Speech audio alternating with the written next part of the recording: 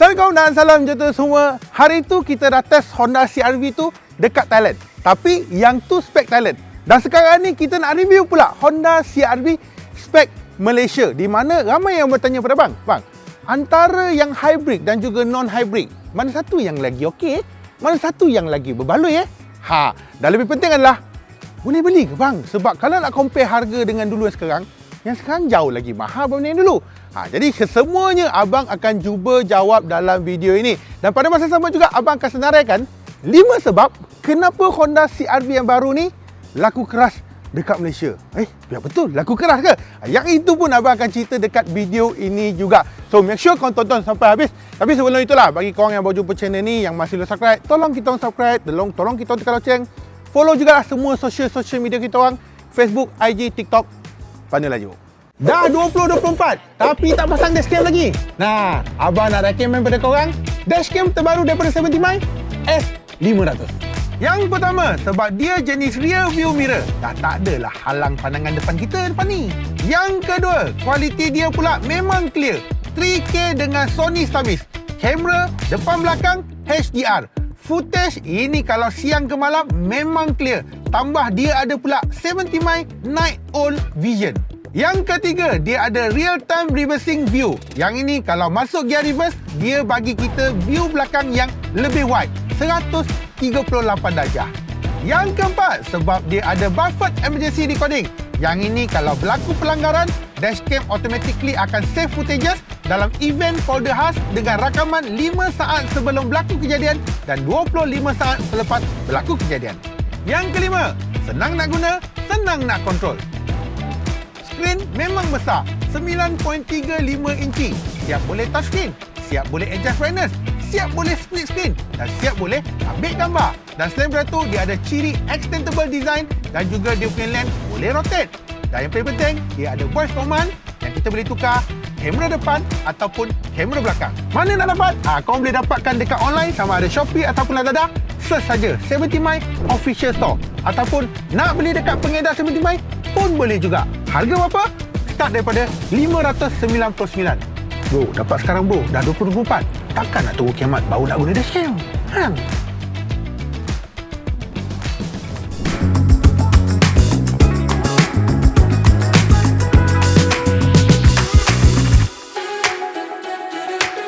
Yang pertama, so semestinya adalah dari segi design. Sebab apa abang kata design? Ada yang katakan 5th generation CR-V lagi cantik daripada 6th generation yang CR-V. Personally lah, abang lagi suka yang ini. Dia macam abang kata, dia bergantung kepada minat korang. Di mana kalau kita nampak design dia totally lain. Kau tengok dari segi grill dia. Sekarang ni untuk grill, dia buat like two tone color, di mana grill ni dia pop up kan dengan grill yang agak-agak besar, di mana yang ni berwarna gelap lah. Of course, untuk yang ni, ini adalah versi RS, dan versi RS inilah selain daripada hybrid, dia juga ada didatangkan dengan beberapa part yang menunjukkan ia ada sedikit kelainan berbanding daripada V-Spec ataupun yang versi petrol yang sedia ada. Dan selain daripada tu, kita tengok lampu DRL, lampu dia sangat-sangat nipis. So itu membuatkan dia lagi cantik. Dan juga untuk lampu bahagian fog lamp pun adalah LED. Semua lampu adalah berbentuk LED sepenuhnya. Dan seterusnya, beralih untuk ke bahagian sisi. Untuk bahagian sisi, of course, untuk memastikan dia sebuah SUV, dia harus ada cladding. Di mana untuk versi RS, dia ikut body color. Tapi sebaliknya, untuk versi yang non-hybrid ataupun non-RS, dia adalah berwarna hitam. Dan seterusnya, yang ini membuatkan abang rasa cantik, iaitu rim dia. Rim 18 inci all black, di mana untuk yang versi yang non RS dia warna light warna chrome color ataupun warna grey color. Dan seterusnya side mirror berwarna gelap. Kalau kau nampak side mirror warna gelap, ini adalah versi RS. Dan untuk bahagian atas dia pun ada roof rail, dan untuk bahagian tepi pintu dia ada kemasan berwarna chrome.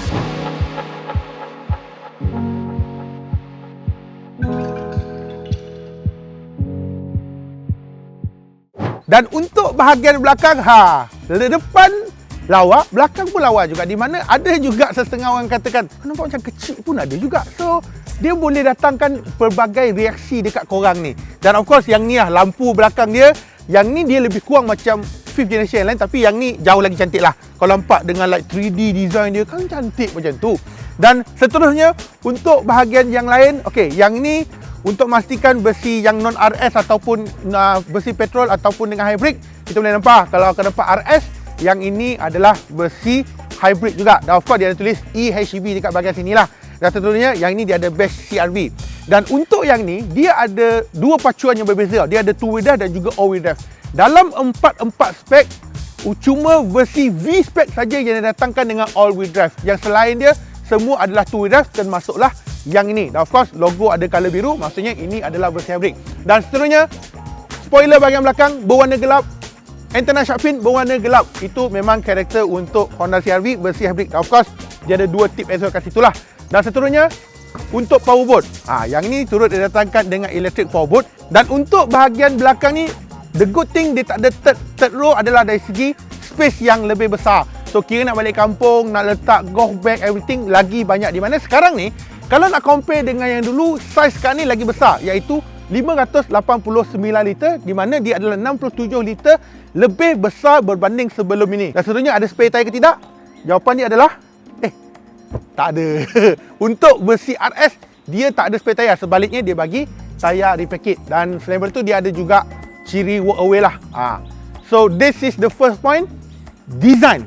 So untuk design ni, kau setuju tak dengan apa abang katakan? Dan antara yang generasi kelima dengan generasi keenam, mana satu yang kau rasa lagi better? Sebab kedua kenapa Honda CR-V laku keras dekat Malaysia adalah because of the space. Memang betul, kalau ikutkan antara generasi yang kelima dan juga generasi keenam, untuk generasi keenam ni dia adalah lebih panjang, dia juga pada masa sama juga lebih lebar, dan pada masa sama juga dia adalah lebih rendah berbanding sebelum ini. Di mana dari segi panjang, sekarang ni dah lebih 68mm lebih panjang berbanding sebelum ni, termasuklah dengan lebar. Well, memang betul, walaupun nampak luar macam sama, tetapi dia adalah lebih luas. Nak tahu luas ke tak luas? Sebenarnya dia berada di bahagian dalam.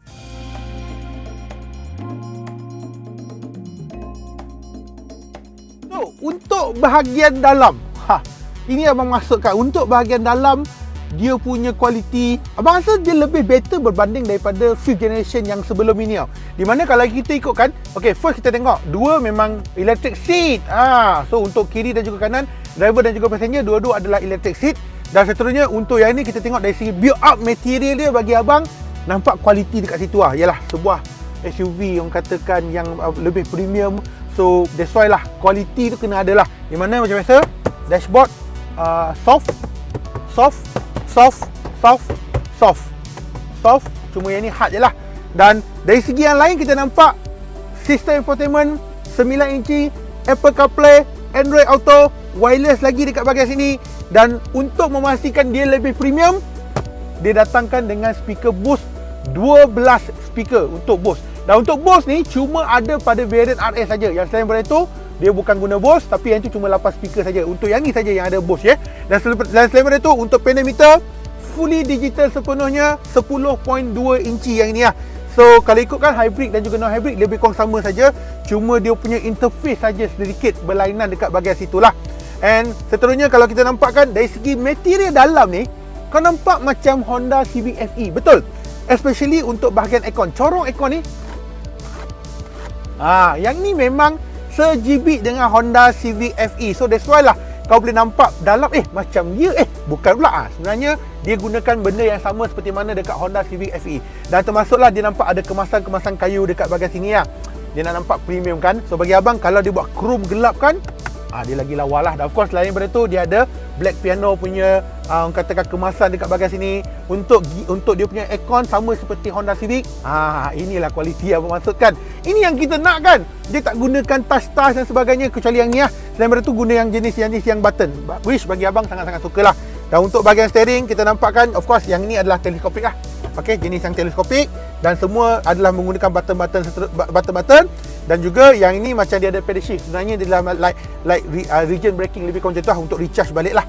Dan untuk yang ni, selain daripada tu, kita nampak dia ada 4 USB port, 3 Type C, 1 Type A, 2 depan dan juga 2 belakang. Depan 1 Type A, 1 Type C, belakang dua-dua adalah Type C. Dan dia juga ada wireless charging dekat bahagian sini jugalah. Dan seterusnya untuk yang ni, drive mode yang untuk versi hybrid saja dia ada 3 mode yang berbeza, iaitu Eco, Normal dan juga Sport. Tetapi untuk yang versi non hybrid, dia cuma ada 2 saja, Normal dan juga Eco. Tapi pada masa sama juga dia ada S. dekat bahagian gear lah. Yang ni B. Okey. Dan satu lagi abang nak ceritakan. Yang ni pujian yang abang patut bagi lah. For the first time ever, Honda ada 360 camera. Dan 360 camera dia, typical Japanese brand ni 360 camera ni memang cikai lah. Tapi yang ni clear lah. Yang ni aku suka lah. Yang ni aku bukan suka, aku puas hati. At least aku boleh nampak Japanese punya brand punya 360 camera cantik. Dan untuk bagi tepi pintu, kita nampak ada kemasan warna kata ni black piano, dan juga ada kemasan-kemasan kayu juga, dan juga dia ada memory seat 1 and 2. Alright, so for me it's good lah. And dia juga ada armrest yang agak-agak besar juga dekat bahagian sini, electric parking brake, auto hold, dan juga hill descent control yang ada kat sini. 2 cup holder dekat bahagian sini, dan juga seat semua adalah leather sepenuhnya dengan ada jahitan benang berwarna merah, termasuk dengan steering lah. Dan untuk yang ni juga, dia tak datangkan dengan sunroof tau. Sebaliknya, dia punya kemasan warna atas ni adalah warna gelap. Cuma membezakan antara RS dengan non-RS ataupun hybrid dengan versi non-hybrid. Kalau nampak warna hitam, itu adalah versi hybrid. Itu adalah untuk spek orang katakan non-hybrid. Itu je cara kita nak membezakan. Tapi secara keseluruhan build out material good, quality good, kebanyakan dia good lah. So, untuk bahagian belakang sebenarnya, keluasan yang sebenarnya adalah pada bahagian belakang, di mana kalau nak compare dengan 5th generation yang sebelum ini, dia ada tambahan 15mm lebih panjang ataupun kelegar kaki lebih better berbanding daripada sebelum dia. Kalau ikutkan, ini adalah posisi seat yang abang duduk tadi, dan kalau abang dudukkan, kita nampak ada satu tapak tangan sini. So, memang cukup luas lah. Badan-badan sama juga. Ini boleh baring, dan juga kalau kau nak menegak, salah abang, dia pun boleh menegak juga. Yes, memang dia boleh menegak sikit. Untuk kita adjust, nak ke baring boleh, nak baring pun boleh juga. Dan maksimum dia boleh baring macam ni. So, ini juga antara reason kenapa Honda CR-V ni laku keras, because of the space. Sebab ketiga kenapa orang suka Honda CR-V baru ni, because of the interior dia. Yes, interior dia jauh lagi better banding daripada sebelum ini.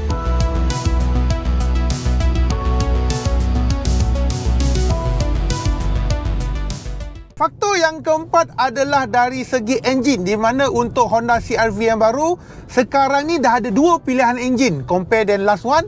Compare dengan cuma ada satu pilihan saja, iaitu 1.5 liter VTEC turbo dan juga 2.0 liter eHEV IMMD, aka enjin versi hybrid lah. Untuk 1.5 liter dia adalah carry daripada enjin sebelum ini, iaitu 1.5 liter VTEC turbo dengan 190 horsepower, 243 Nm torque, 0 to 100 10.4 saat untuk yang versi all-wheel drive ni lah, iaitu versi V-Spec.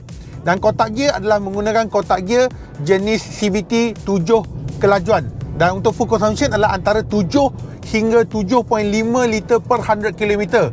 7.5 liter per 100 km adalah untuk yang ni lah, untuk yang versi all-wheel drive. Manakala yang ni adalah pertama kali untuk Honda CR-V, di mana dia sekarang juga ada pilihan yang enjin yang kedua, iaitu 2.0 liter eHEV IMMD. Okey, di mana horsepower dia adalah 180 horsepower dan juga 335 Nm torque. 0 to 100 cuma 9 saat. Dan untuk yang ni kotak gear adalah menggunakan kotak gear eCVT. Dan untuk full consumption adalah 5 liter per 100 km. Yes. Okey. Sebab yang kelima kenapa CR-V mungkin laku keras adalah because of the handling. Yes. Sebenarnya dari segi handling ni kan, kalau kau ingat lagi masa abang ada test drive dekat Thailand pada waktu itu, kita dapat merasakan handling dia better lah berbanding daripada sebelum ni. Yes, memang untuk CR-V yang baru ni digunakan platform baru, iaitu platform yang sama seperti mana digunakan pakai dekat Honda Civic FE. Memang kita boleh rasa dia punya kestabilan memang sangat-sangat okey. Tengok especially dari segi power memang ada lah. Untuk versi IMD hybrid, torque 335 Nm torque memang tinggi dan juga memang ada lah. That's why abang akui juga kenapa dia lebih power. Dan pada masa sama juga abang ada bawa juga 1.5 liter VTEC turbo. Ada power, but dia need work hard sikit. Okay? Untuk bahagian belakang dia agak bumpy sedikit. Dia agak pening sikit lah. Bukan pening sikit lah, dia punya suspension dia tu, dia macam bertindak lebih cepat benda tu. So kita boleh rasa dia punya body roll apabila kalau duduk belakang. Abang boleh rasa lah dia punya body roll goyang. Memang dapat rasa benda tu. So itu yang membuatkan dia kurang sikit lah. Dan pada masa sama juga kursi Honda memang keras sikit lah. But untuk seorang driving, pemandu, ataupun kau duduk bahagian depan, kau tak rasa benda tu. Sebaliknya kalau kau duduk belakang, yes, kau akan rasa. Tapi apa maksudkan tu adalah dari segi kelajuan yang agak tinggi, dan pada masa sama juga kita langgar lubang, contohnya ada lubang-lubang, so membuatkan dia macam goyang-goyang sikit lah. Tapi secara overallnya, untuk handling, untuk driving memang lagi better berbanding daripada sebelum ini. Even dari segi NVH, walaupun ada dengar juga, tetapi dia ada noise cancellation, di mana untuk versi RS ni dia lain sikit. Dia macam like dia ada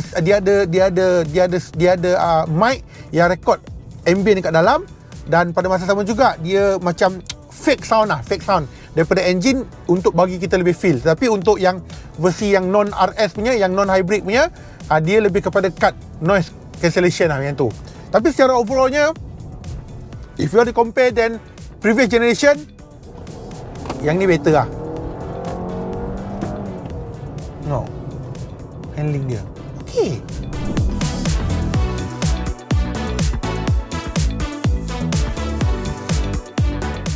Jadi bang, untuk harga macam mana pulang? Okey, untuk harga dia start daripada 159,000 sampailah 195,000. Yes, memang betul. Kalau nak bandingkan dengan sebelum ni, memang harga dia ada naik sedikit berbanding sebelum ni. Dan abang tidak menafikan, ada yang katakan harga dia mahal. Memang betul, harga dia lebih mahal berbanding sebelum ini. Dan sebenarnya, bagi abang, kita expect untuk versi hybrid atas 200,000 tau. Tapi kita tak sangka dia boleh jual bawah 200,000. Kenapa abang cakap itu? Sebab kalau kau compare apple to the apple, kau akan katakan harga dia okey. I know what I pay. Orang Cina kata cihunci cihunhe. So kau boleh kau apa yang kau bayar kau dapat dengan benda itu. Tetapi kita tak boleh menghalang daripada komen-komen netizen lah. Tetapi macam abang katalah, dia punya target audience is different. Dia bukan target audience yang orang biasa. At least target audience yang ni biasanya untuk umur 30 ke atas lah, ataupun golongan-golongan eksekutif 35 tahun ke atas untuk beli kereta ini. Yalah, no reason kan kau muda 20-an, takkan kau nak beli kereta orang tua kan.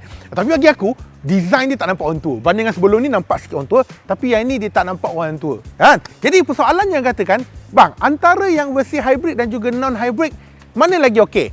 Kalau kau tanya pada abang kalau kau tanya pada abang, hybrid dah okey. Kalau kau tanya pada abang, ambil V-Spec dah cukup dah.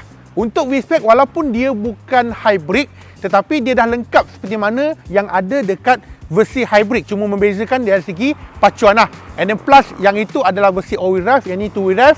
And dari segi engine, yang ni more powerful lah.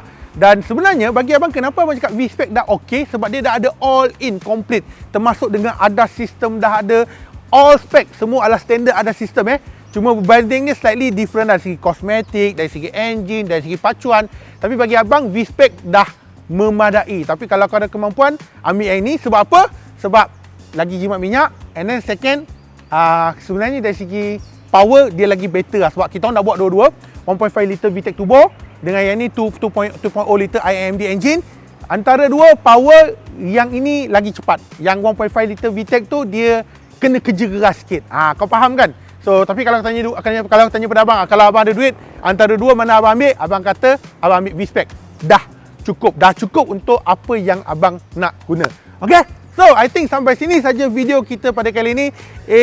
Agak panjang video ni, tapi at least boleh menjawab segala persoalan kau yang tanya kepada abang selama ini. Dan itulah, kita shoot sendiri kan. Minta maaf kalau ada sedikit kualiti kurang ke, tak buat videographer macam ni lah. Kita shoot sendiri. Okay? So, insyaAllah kalau ada peluang, mungkin next time kita ambil sekali lagi untuk kita buat comparison mungkin antara kereta-kereta macam ni. Contoh yang ni dengan CX-5 ke. Mesti ramai nak tengok kan. Jadi, abang rasa sampai sini saja video kita kali ini. Macam biasalah, bagi anda yang baru jumpa channel ini, yang masih belum subscribe, tolong kita subscribe, tolong kita tekan loceng.